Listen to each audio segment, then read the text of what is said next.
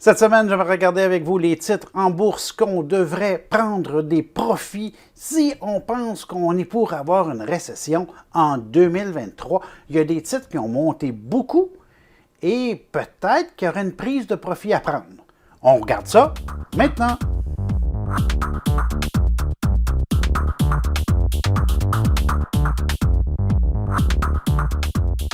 Bonjour à tous et bienvenue sur bourse101.com. Mon nom est Mario Lamoureux. Cette semaine, on a une vidéo compliquée. Je vous le dis, c'est compliqué.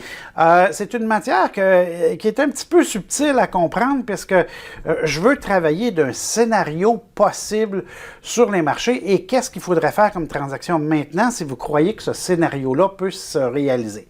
Donc, on a comme deux scénarios. Le premier scénario, on se dit que l'inflation va arriver rapidement sous contrôle et que donc les entreprises vont se remettre à faire des profits, ça va bien aller et les actions vont repartir à la hausse. Ça, c'est les articles de blog que je vous ai publiés au mois d'octobre. J'ai entre autres publié des listes de titres qui avaient le plus corrigé. C'est encore d'actualité. On garde tout ça puis on fait ce scénario-là avec les articles de blog passés. Ce que je veux parler dans cette vidéo-là précise, c'est si jamais on n'a pas ce scénario-là, mais on a l'autre, qui est celui d'une récession. Donc, on aurait une baisse des ventes des entreprises, on aurait les personnes à la maison qui viendraient couper dans leur budget parce qu'il faut qu'ils prennent l'argent qu'ils ont puis qu'ils travaillent autrement. Donc, à ce niveau-là, on va avoir moins de dépenses et il y a des entreprises qui vont être plus affectées. Donc, c'est ce scénario-là que je veux couvrir aujourd'hui. Les personnes à la maison viennent couper dans leur budget et donc, ça va faire baisser les ventes de certaines entreprises, donc baisser le prix des actions. OK. Ce que j'aimerais, quand on prend ça, on met ça de côté, là, puis je vous amène à un autre sujet. Dans les 45 derniers jours, les indices de marché ont monté de façon extrêmement importante. Beaucoup de plaisir pour l'investisseur à moyen terme, beaucoup de plaisir pour les swing traders. Mais ça veut dire que certains titres ont monté beaucoup. Et certains titres, dans certains secteurs, deviennent vulnérables à ce qu'on parlait tantôt, à des coupures de budget. Coupures de budget familial. Puis là, je vais vous donner des exemples, puis je veux plus que vous reteniez le principe. Parce qu'à la fin du vidéo, je vais vous dire, allez voir votre portefeuille, puis regardez si vous n'avez pas des compagnies dans ce style-là. Je ne nomme pas, je vais vous nommer les compagnies précises, mais je veux plus que vous compreniez le style d'entreprise. Premier exemple. On va travailler avec Restaurant Brand. Donc ça, c'est Tim Hortons et Burger King. Je ne sais pas pour vous, mais moi, quand j'étais plus jeune et qu'il fallait que je refasse mon budget puis que l'argent était serré, une des premiers endroits qu'on coupait, c'était dans les restaurants. Puis si on s'en va dans un scénario de récession, les restaurants, les personnes risquent de venir couper dans le budget. Donc, les restaurants sont à risque.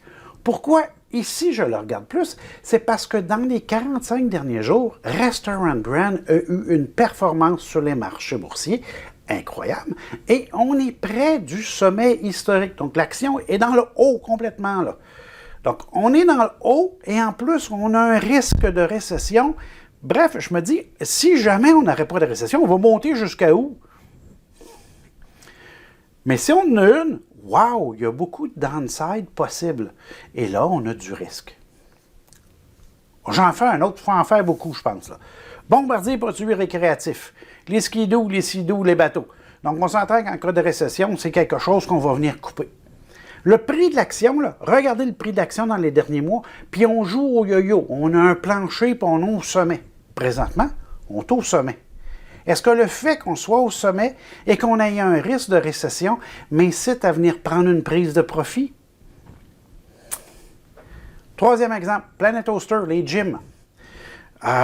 On comprend qu'on veut tout retourner au gym, puis c'est tout correct. Mais le prix de l'action est passé de 55 à 80 dans les 45 derniers jours. C'est énorme. Si on ajoute le risque de récession, est-ce qu'il va passer de 80 à 120 dans les prochains 45 jours? J'ai un petit doute. Lululemon, compagnie que j'adore, je l'adore cette compagnie-là parce que les marges de profit sont juste énormes. Hein? Vendre des leggings à 200$, là, je la comprends pas encore, mais ils réussissent à le faire. Donc, bravo pour eux autres. Mais le prix de l'action est passé de 290 à 380 dans les 45 derniers jours. Est-ce que c'est une compagnie qui est vulnérable en cas de récession? Allez-vous vous acheter des leggings à 200 $ s'il y a une récession? OK?